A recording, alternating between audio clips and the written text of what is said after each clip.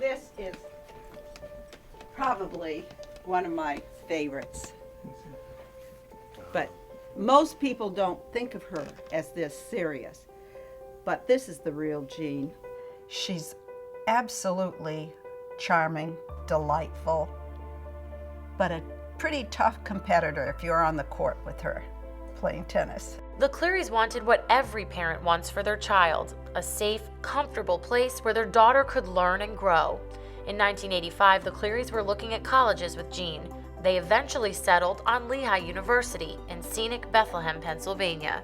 She just loved the campus, and I just loved the fact that it was 1 hour and 20 minutes away. She was excited. Oh, she was. She was in the safest place she possibly could have been in. On a Saturday night in April of 1986, nobody saw the harm in propping open the door here at Jean's residence hall.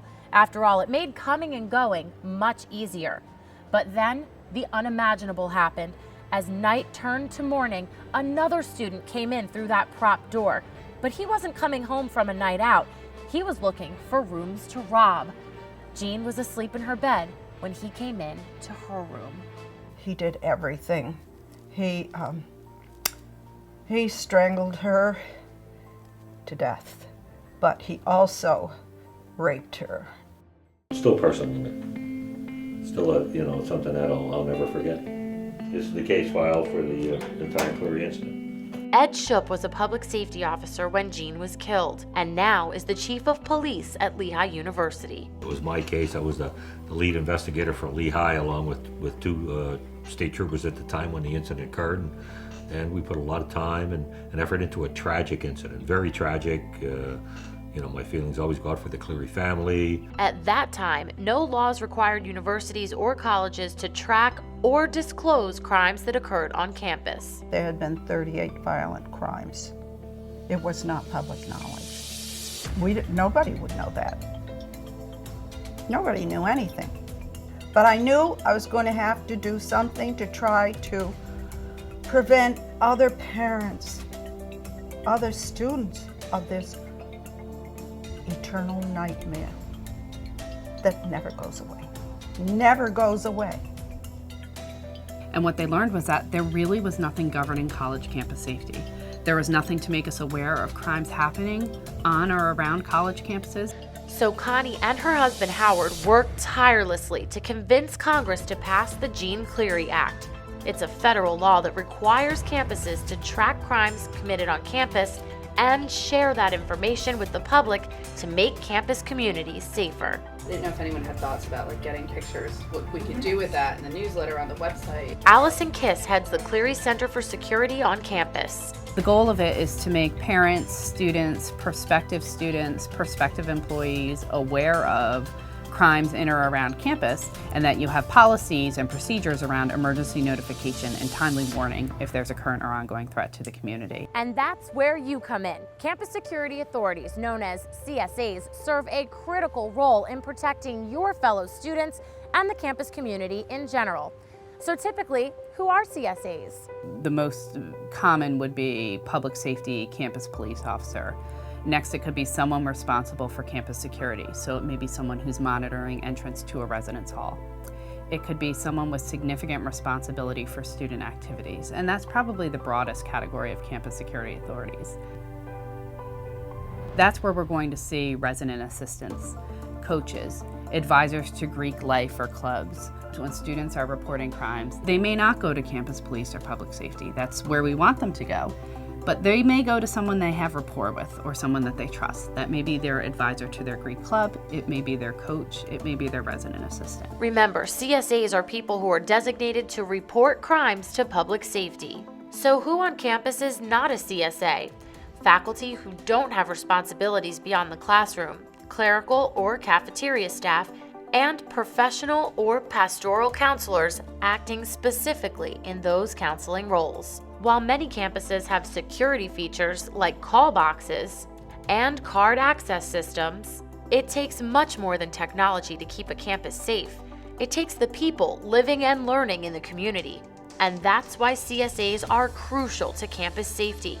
Your duty is to report any and all incidents to authorities so trained individuals on your campus can investigate and accurately track crime on your campus. CSAs on college campuses are the first line of defense. Safety is a partnership at universities. It's a partnership between coaches, between faculty, between staff, and more importantly, between students, because they're the ones that are out and about. They're the ones that feel they're invincible. But if everyone works together in the education we do, we look out for each other, it's a safer campus. And that's why CSAs are critical to every university. When you get information or when someone comes to you and tell you something happens to them, your responsibility is to make sure you get all of that information. You are supportive to that person, but you also are making sure that people who can help and people who need to know are notified. And you're doing that in a timely manner. As far as investigating as a CSA, that is not a part of their role. There are usually people, professionals who are at the university who take care of that. Again, the most important part is that you get that information to the appropriate people so that they can do that investigation. So just to give you an idea, I've been an RA for 3 years, so I've had a lot of experiences working in the capacity of a CSA. These CSAs understand their role and realize they have to be ready for anything. I have had to report Clery-related incidents. This is my first night on duty ever. I had an alcohol-related incident. I dealt with a sort of a drug disposal situation inside one of the dorms while we were doing routine inspections. Something I've dealt with recently is a boy possibly harassing residents. We are not investigators. That's not what your job is to do. Your job is to collect the facts that are right in front of you and give them to someone else, essentially. You don't need to do anything with them. You're just reporting the facts to somebody else. Under the Clery Act, CSAs need to report the type of crime, the location of the crime, when it happened, and when it was reported to them. There are also certain crimes that need to be reported and counted.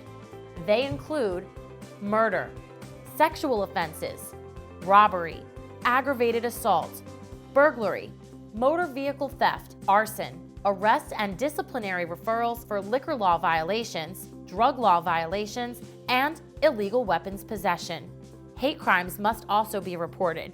CSAs should include in their report any information that might indicate that the crimes already mentioned were motivated by bias, as well as report any incidents of larceny, theft, simple assault, intimidation, or destruction, damage, vandalism of property that were bias motivated. In 2013, other crimes were added to the Clery Act: dating violence, domestic violence, and stalking. If you're not sure if a crime is a Clery reportable crime, it's always best to report any crime and let Campus Public Safety figure it out. When in doubt, get as much information as you can from the person who is telling you what's going on, and then find someone who knows. Find your supervisor, whoever you're supposed to report to, and share that information. The worst thing that could happen is that they just throw it out. It's better to go on the safe side and err on the side of caution, for sure. Under the Clery Act, in order for a crime to be counted, it technically needs to occur on campus property, public property within or immediately surrounding the campus, or in off-campus housing or buildings managed or owned by the school. But don't get caught up in geography. Again, remember, it is always important to report all crimes to Campus Public Safety, no matter what. They don't need to know what the contiguous geography is of the campus. That's what we need to know for our reporting and as such. They just need to know something happened, report it. Whether it could be 10 feet out of our contiguous area, it doesn't matter, it still could affect us, and we need to know it. So they just need to know they need to report it to us. Joe McBride has worked in law enforcement for 44 years. He says the most important thing is to get the information in the hands of the experts as quickly as possible. Well, because there may be an incident taking place that's ongoing, and it's an immediate threat to the university that we have to immediately address. It could be possible that I might have to send out an emergency text notifying the campus that something's happening. I might have to shut buildings down. It's extremely important for us to get that information as soon as possible. Well, we can reach out through several ways. We have an alert system where we have an emergency messaging system where we can send out information via text messaging, email, cell phone, and we have a siren in place as well. All these things that, where within a very short time we can get the information out to our communities. For orientation, we've got 2 sessions during orientation dealing with Clery and violence against women. And campus safety experts say it's important for CSAs to always be upfront with someone when they report an incident to you. Tell the student in the very beginning, you're telling me this, but I want you to know that I have to report this information, and this is serious. If I go to a CSA with a situation, I realize that it might be in their job to tell their supervisor. And if it needs be, they probably might tell my name. You have to share information with the proper authorities, such as public safety or the dean of students or resident life. You cannot share information with friends or roommates or anything like that. Keep the person who's reporting this to you in mind, and always be respectful of them, and understand that you just need to do your best to help them. If you are looking just to figure out what you want to do, or you're sort of needing to talk to somebody and you want somebody who's going to maintain confidentiality, then you want to go to the counseling center. To be clear, the only people who can keep incidents confidential are people who are acting in their roles as professional counselors or pastoral counselors. Depending on the school, criminal incidents are initially compiled using reports like this one. Then those statistics are compiled by each school and made available to the public, so parents, students, or anyone else can see them. The purpose of having the crime statistics is to make the community aware of the prevalence or the reports of crimes that they're getting, so the community knows what's happening. It's not all about statistics. I think it's important that college and universities have to report statistics, but the Clery Act is all about keeping people safe. As a CSA, the key questions to ask yourself are, do I know who to contact and what needs to be shared if I receive a crime report? Do I know who to contact if I have questions about being a CSA? And do I know what resources are available to a victim of a crime? So I think that the training is very important, that most people will do the right thing if they know what to do. And because CSAs do know what to do, they can put you in a much better position. We want to make sure that the victim is getting their needs met first. I've gone to the hospital with residents before, gone to public safety. That's part of my job as a CSA, is helping them out and getting them through those tough times.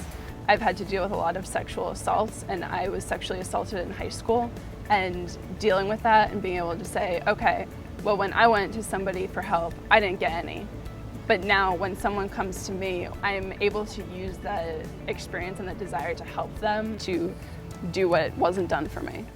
And that's what's most rewarding, the satisfaction of knowing that as a CSA, you'll not only be helping victims of crime, but also make your campus community much safer. Helping people has been priceless. It has been one of the greatest things I've taken away from being at school, is being a CSA and helping all the people that I have.